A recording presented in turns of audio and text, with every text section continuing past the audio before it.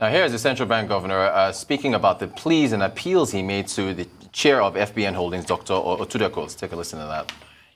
When I heard about this, I had cause first to call the chairman of the holding company, Mr. Oba Otudeko. He picked my call. I reminded him about the regulatory intervention and forbearance regime in the bank. I called him a second time and had on another phone one of the shareholders on that line listening to me begging Dr. Otudeko that he should not take that decision. He insisted on taking that decision. We hung up the phone. I sent that shareholder back to the office of Mr. Oba Otudeko to appeal to him to please suspend decision to remove the MD. He refused to see the shareholder. I feel we had done our best and that we will not allow a shareholder who feels that he cannot subject himself to regulatory control and authority to remain as a director of the bank. So we didn't have any choice but to take this decision. As we speak, the chairman of the bank was queried, Ibukun Awoshika. We are yet to receive any response. In any case, I would imagine that that response is no longer necessary. Arise business analyst Chika Mbono, who was in our Abuja studios yesterday, and prophetic. Chika, you almost predicted pretty much everything, but when you said nobody's above the CBN, nobody's above the bank. Yeah. You're welcome, sir. You know what we do in this program. We break it down. We invite the listeners to always try and tune into us. Yes, indeed. They can always get the news fresh. Now, when I'm teaching rookie bankers, in introduction to banking, one of the first things I talk about is the difference between the banking business and other businesses. You can have 100 million naira today and you want to start a bakery, a dry cleaning business or some such like. You just need to acquire your equipment, get your location, and just take off. But banking is not like that. Banking is a highly regulated business.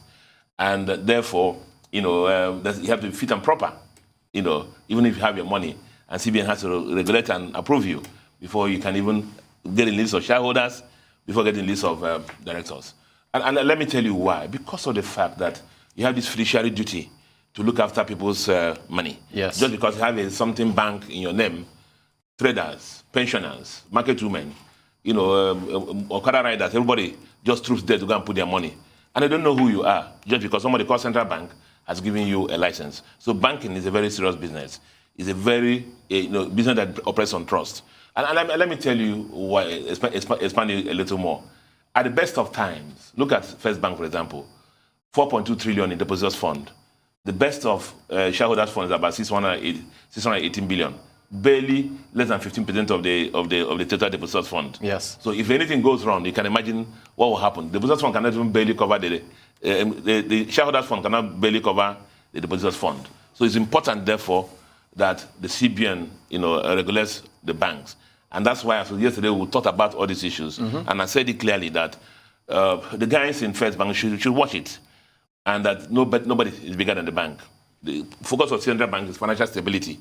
And we're not surprised, therefore, that they came down strong down the line, then even to let things happen the way they happened. You heard it. Even as it is done. Yesterday, I got some calls from some analysts in the UK, and they were asking me why the Central Bank governor was so generous to the shareholders of First Bank, yes, especially with the insider dealing that they had, and that in other climes, even happened in Nigeria in the past, yes, they wouldn't have allowed them to, they still stay there as directors and meditating and ruling and making decisions on the affairs of the bank. Yes. The same bank that they have wrecked by taking up so much money and making decisions that only profited them.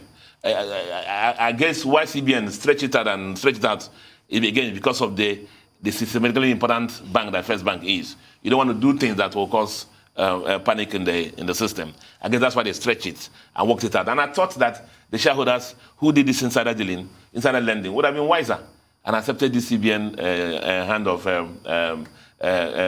partnership and let things ride the way they rode. Do recall also that we said it yesterday that we said it as analysts.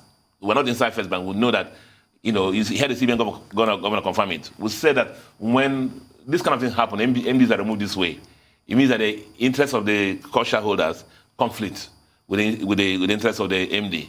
And we're not surprised you heard the CBN governor say it, that Mr. Charlotte Adetunton has been a partner with them in turning their bank around. Yeah. Now, you notice also some of the things to talk about. In 2016, 2017, the NPL of the bank was about more than 25%. Yes, the ratio. Let's take a look at the ratios for First Bank. Yeah, I think we got the capital adequacy ratio and the NPL. Yeah, go ahead. Yes. More than 25%. Yes. And due to this work, yes, partnership with Central Bank, you can see at the current times it's come down to 7.7%. Okay. Yes. And it's still work in progress.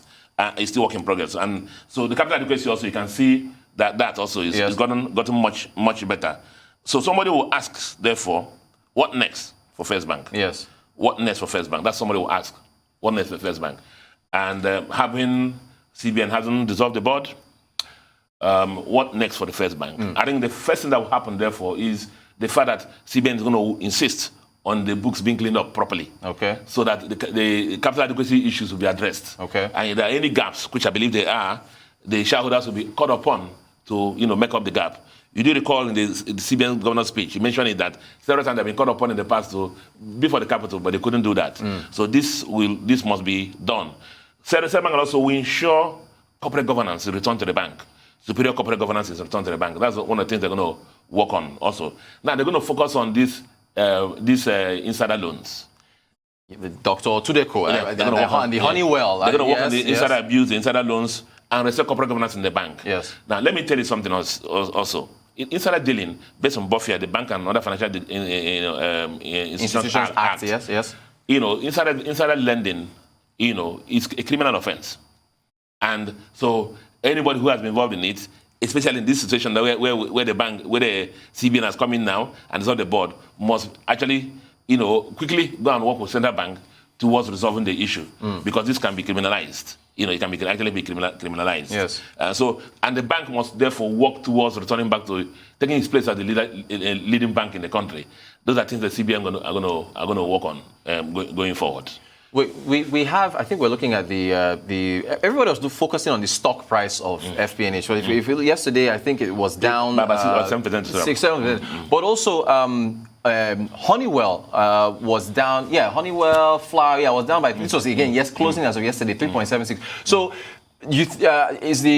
should investors also be looking at what happens to Honeywell as well, in addition to FBNH? There are things in the press. I can't confirm them. How much they own the bank? Yes. And I'm told there are issues also with one or two other banks about borrowing. Yes. And those are very important issues. And when things like this happen, it can affect the management and business of the company. So shareholders are going to look into that. Now, I have one or two things I want to talk about on this issue. A couple minutes to go. Go ahead, please. Yeah, one of them has to do with going forward. And I'm talking to the professionals now in the bank.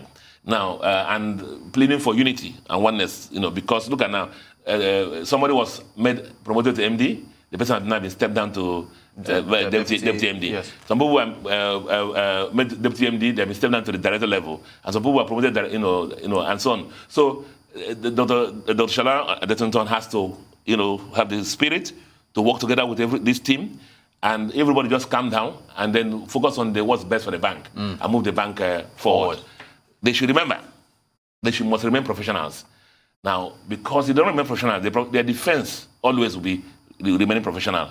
Because if there's any issue, your professionalism is what is going to protect you. And if you slide to the whims and caprices of the shareholders, they can dispense with you. Correct. As they did with Dr. Adetunton. Right. And what saved him is what? His professionalism. Right. As he had the CBN governor say. So that's very critical for the bank going forward. You should avoid all this going overnight visit to directors and whatever, and work together as a team to move this bank forward.